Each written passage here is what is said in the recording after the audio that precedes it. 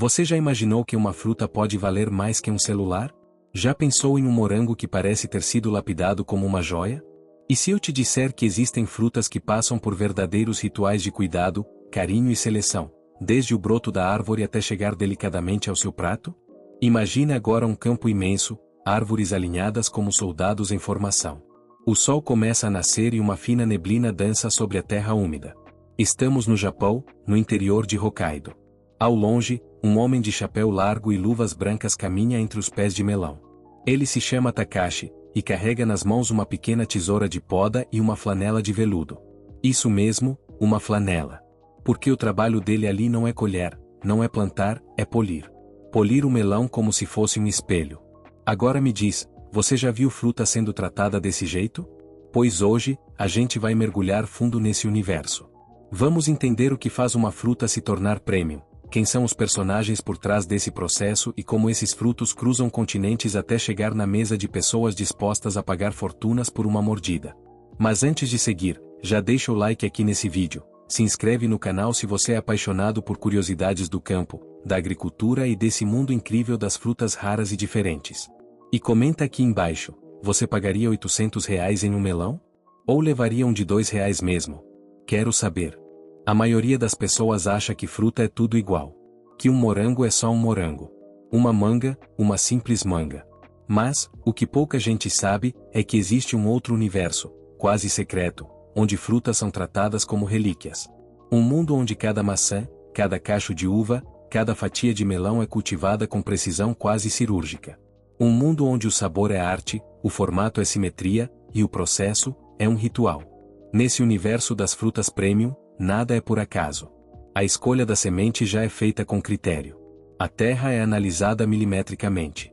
A irrigação, a exposição solar, a posição dos galhos, o controle da temperatura e da umidade, tudo isso é ajustado, corrigido, afinado. Como se fosse um maestro conduzindo uma orquestra. Só que, no lugar de violinos, temos mangueiras. No lugar de flautas, macieiras. E por trás dessas frutas perfeitas, sempre existe alguém. Um agricultor, um cuidador, um verdadeiro artista da terra. Pessoas como o seu Domingos, aqui no Brasil, que produz figos quase doces como mel, lá no interior de São Paulo. Ou a dona Kiko, no Japão, que cultiva uvas tão grandes que parecem pequenas ameixas, e que vende cada cacho por mais de $300. Pessoas que muitas vezes passam anos aperfeiçoando uma única variedade, só para garantir que aquela fruta seja, de fato, a melhor fruta que alguém vai provar na vida. Essas frutas não vão pro mercado da esquina. Elas são leiloadas em feiras de luxo, oferecidas em bandejas douradas, embaladas como se fossem perfumes de grife. São presentes de prestígio. Símbolos de status. E, ao mesmo tempo, são uma homenagem à natureza e ao trabalho humano de elevá-la ao seu mais alto nível. E hoje, você vai entender como tudo isso funciona. Vamos caminhar entre as plantações mais cuidadosas do mundo, conhecer quem são os guardiões dessas frutas raras, e descobrir cada etapa desse processo mágico que leva uma fruta do pé até o prato. Mas antes de continuar, já comenta aqui embaixo, qual foi a fruta mais cara ou mais bonita que você já viu na sua vida? E aproveita para se inscrever no canal se você ama descobrir histórias curiosas do campo, da agricultura e das delícias que a terra pode oferecer. Imagine o silêncio de uma fazenda ainda adormecida, o céu tingido de rosa pelas primeiras luzes do amanhecer. O cheiro da terra molhada, a brisa leve que balança as folhas ainda cobertas de orvalho. Ali, no coração de uma plantação escondida no sul da França, está o início de tudo, o berço das frutas premium. Tudo começa muito antes de qualquer fruto aparecer. A escolha da muda é quase como escolher um herdeiro. Agricultores como Pierre, um francês que há 30 anos cultiva damascos especiais, fazem testes com dezenas de variedades até encontrar aquela que entrega o sabor perfeito, o aroma mais limpo, a cor mais viva. E isso pode levar anos. Em muitos casos, décadas. Depois, vem a terra. E aqui não estamos falando só de jogar semente no chão e esperar. Não. A terra é testada em laboratório, corrigida com cálcio, fósforo, potássio. A cada safra, ela é regenerada, protegida, como se fosse um organismo vivo. Porque, de certa forma, ela é. E o local também importa. Altitude, temperatura, quantidade de vento, umidade relativa do ar, tudo é analisado.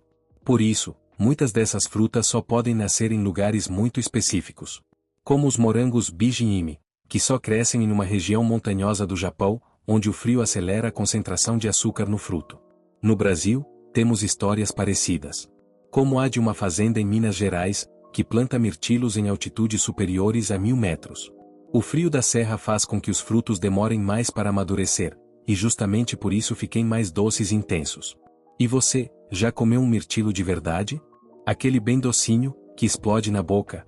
A irrigação, claro, é controlada gota por gota. Não é exagero. Muitos produtores utilizam sensores inteligentes no solo e nas folhas das plantas para determinar exatamente quando e quanto irrigar. Um erro aqui, seja para mais ou para menos, pode comprometer toda a safra.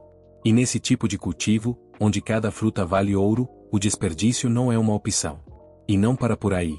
Alguns produtores colocam redes para proteger os frutos do sol direto, outros cobrem cada fruta com uma pequena capinha de tecido, como fazem com as maçãs Fuji no Japão, para que elas fiquem protegidas de insetos e ainda desenvolvam aquela coloração vermelha uniforme que encanta os olhos.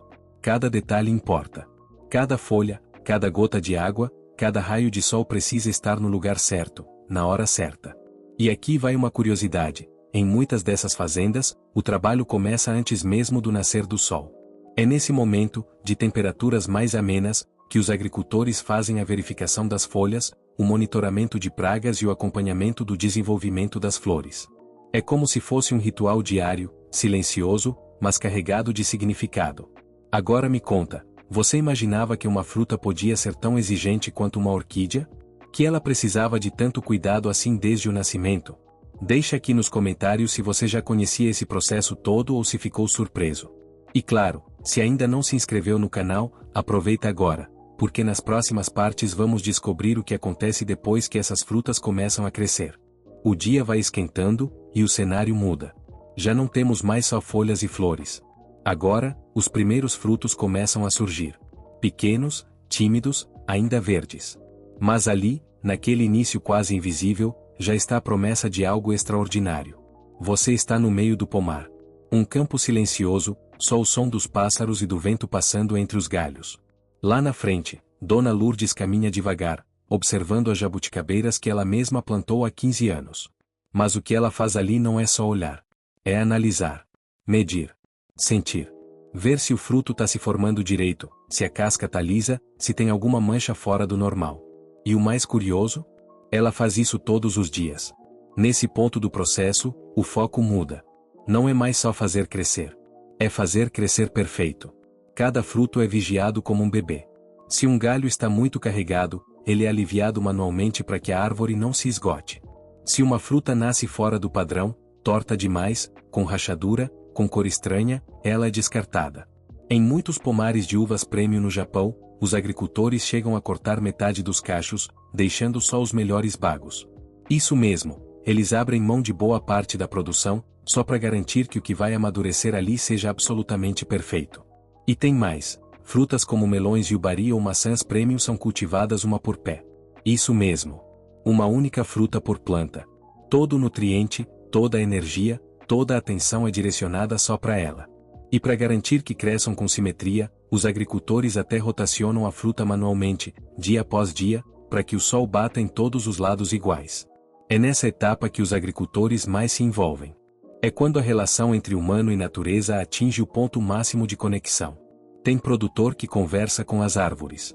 Outros que tocam música clássica no pomar, como o seu Alfredo, aqui no sul do Brasil, que cultiva peras raras e diz que música ajuda a alma da planta. Pode parecer exagero, mas os resultados falam por si.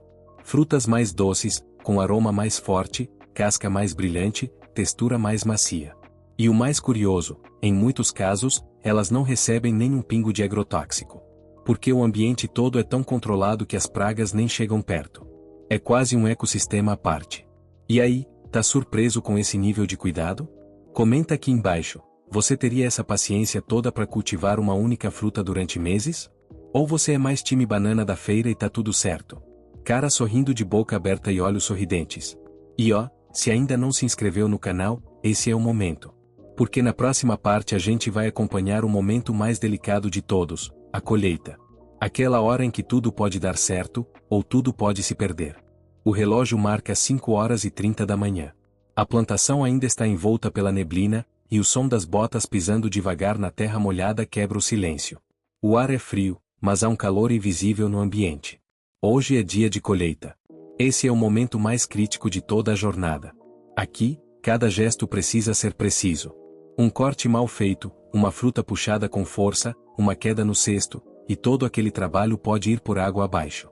Por isso, a colheita de frutas premium é quase um ritual silencioso.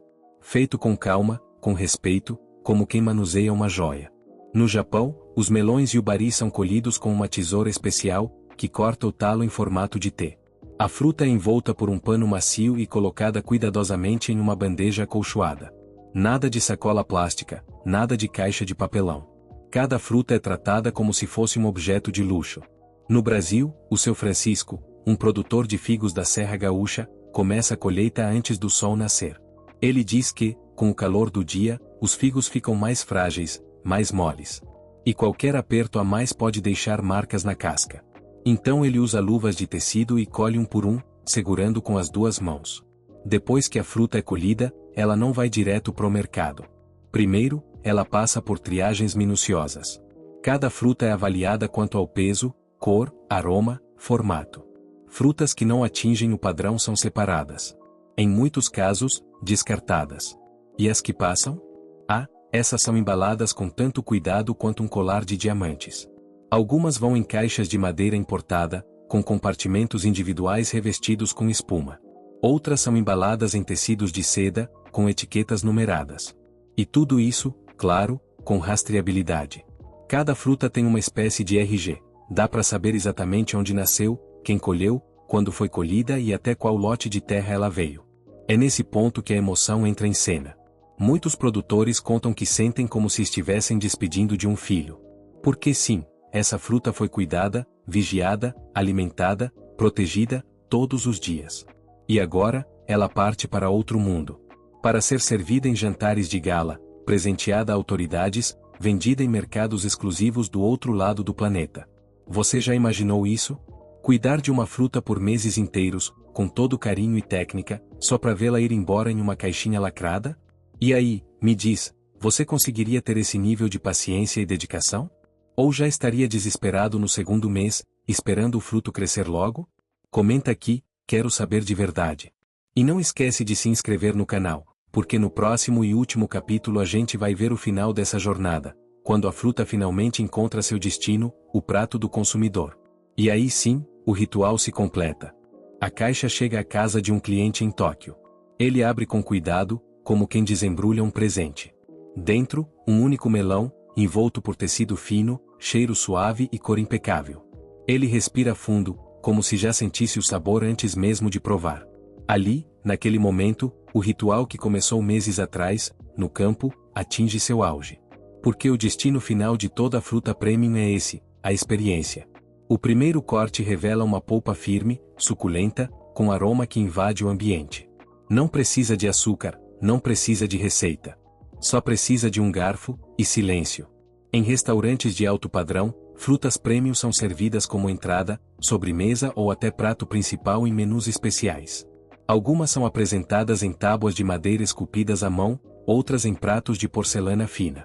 Em certos países, como Japão e Coreia do Sul, essas frutas são oferecidas como presentes de alto prestígio, um gesto que carrega respeito, carinho e status. E enquanto o consumidor saboreia aquela mordida, do outro lado do mundo, o produtor respira aliviado. A fruta chegou bem, e cumpriu seu papel. Porque no fim das contas, não é só uma fruta. É o resultado de uma relação íntima entre homem e natureza. Um laço feito de paciência, técnica e amor. E aí, depois de tudo isso, ainda acha que uma fruta é só uma fruta? Agora me conta aqui nos comentários, qual dessas histórias mais te surpreendeu? Você pagaria mais caro por uma fruta que teve todo esse cuidado, ou ainda prefere as de feira mesmo, sem ritual nenhum? E se você chegou até aqui e curtiu essa jornada, já deixa seu like nesse vídeo, se inscreve no canal e ativa o sininho. Porque aqui a gente sempre traz curiosidades reais do campo, histórias incríveis da agricultura, e segredos deliciosos do mundo das frutas que você nunca ouviu falar. Até o próximo vídeo, e lembre-se, da árvore à mesa, tem sempre uma história que vale a pena ser contada. Maçã vermelha faíscas.